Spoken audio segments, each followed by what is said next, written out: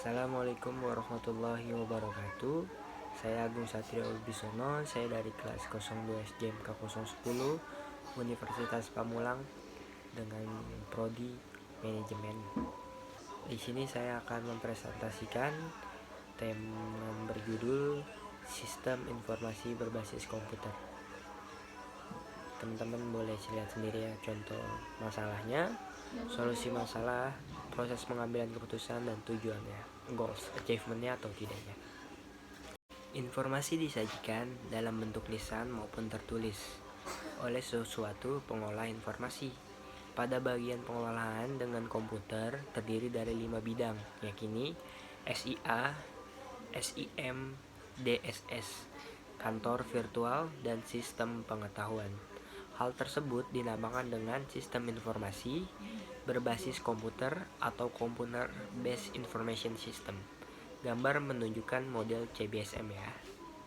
Ini adalah contoh model DDS ya kawan-kawan ya. Contoh bagannya teman-teman boleh lihat sendiri ya. Yang pertama ada problem, diffusion, dan problem solution. Dari ketiga itu kita harus mencari informasi biar mendapatkan yang namanya diffusion ya. Sistem informasi berbasis komputer. Tugas-tugas yang dilakukan oleh komputer disebut dengan aplikasi. Pada awalnya, aplikasi komputer adalah pengolah data. Sistem pengelola data pada perusahaan terdiri dari beberapa subsistem, antara lain subsistem pengajian atau payroll dan subsistem persediaan atau stok.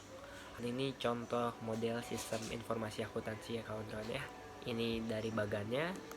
Yang pertama paling atas ada manajemen, perangkat lunak pengolah data, database, dan 3 item di bawahnya seperti input sumber daya fisik, mengubah output sumber daya fisik.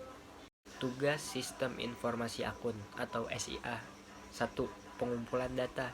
Saat perusahaan menyediakan produk, jasa pada lingkungan, tiap tindakan dijelaskan oleh suatu catatan data. Jika tindakan tersebut melibatkan elemen lingkungan. 2. Manipulasi data. Data perlu dimanipulasi atau diolah untuk menghasilkan informasi. Manipulasi meliputi A. Pengklarifikasian atau kode-kode, B. Penyortiran atau urut kode, C. Perhitungan atau perhitungan aritmatika dan logika, D. Pengiktisaran atau disarikan dalam total dan subtotal, rata-rata, dan seterusnya. 3. Ada penyimpanan data. Tiap transaksi dijelaskan oleh beberapa elemen data. Ada ribuan transaksi dan perlu disimpan dalam penyimpanan sekunder berupa file-file. File-file terintegrasi menjadi suatu sistem database. Sebagian besar data dalam database adalah data akuntansi. Yang keempat ada penyiapan dokumen. Sistem informasi akuntansi menghasilkan output untuk perorangan dan organisasi, baik di dalam maupun di luar perusahaan. Pemicu output tersebut adalah 1. Oleh suatu tindakan. Output dihasilkan jika terjadi sesuatu kejadian. Yang kedua, oleh jadwal waktu. Output dihasilkan pada suatu saat karakteristik pembeda antara SIA dan CBIS yang lain yaitu SIA. 1. Melaksanakan tugas yang diperlukan atau dengan suatu keharusan. 2. Berpegangan pada suatu produser yang baku. Ketiga, menangani data yang rinci atau sedetail mungkin. Ini contoh diagram konteks dari sistem distribusi. Yang di tengahnya bagian itu ada sistem distribusi.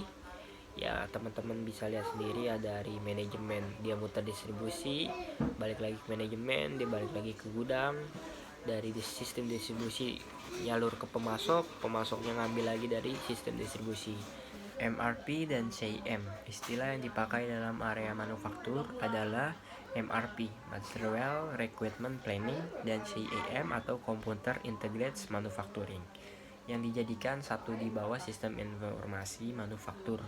Area yang tetap menggunakan istilah sistem informasi, area SDM yang disebut dengan sistem informasi SDM, Human Resource Information System, dan juga menggunakan istilah SIS, Sistem Manajemen SDM, atau Human Resource Management System HRMS.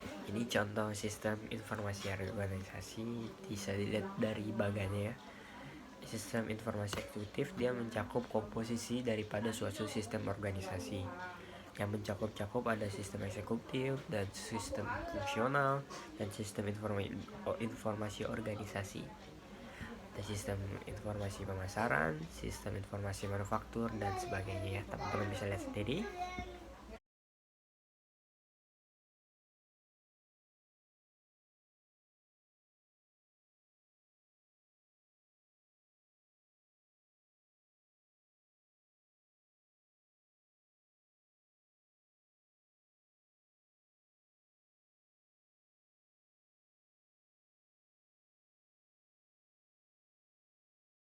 Angka lunak penulisan laporan.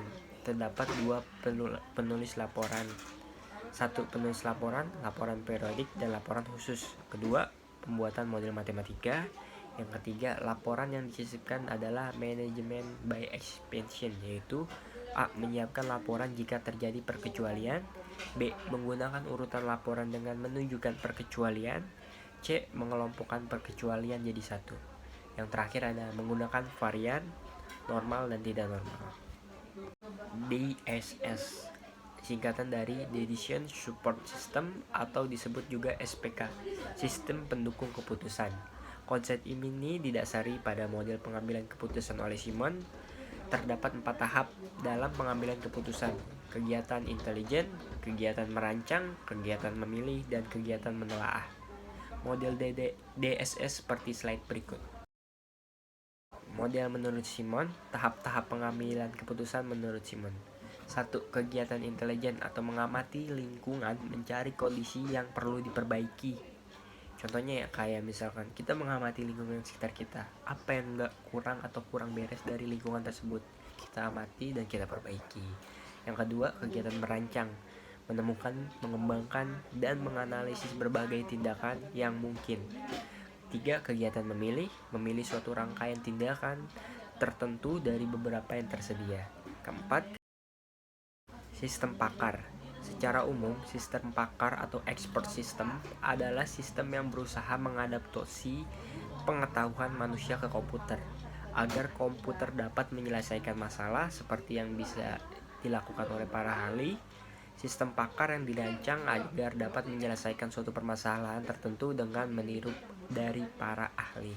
Ini adalah beberapa contoh sistem pakar. Yang pertama ada Mycin atau diagnosa penyakit. Yang kedua ada Dendral, mengidentifikasi struktur molekular campuran yang tadi kenal. Yang ketiga ada XCON dan Excel, membantu konfigurasi sistem komputer besar. Yang keempat ada SOPI, analisis sirkuit elektronik. Yang kelima ada prospektor, digunakan di dalam berbagai geologi untuk mencari dan menemukan deposit. Yang keenam ada folio, membantu memberikan keutusan bagi seorang manajemen dalam hal stock broker dan investasi. Yang ketujuh ada delta, pemilihan lokomotif listrik diesel. Sekian presentasi dari saya. Mohon maaf bila ada kekurangan atau salah kata atau pengucapan kalimat. Mohon maaf ya teman-teman. Terima kasih. Wassalamualaikum warahmatullahi wabarakatuh.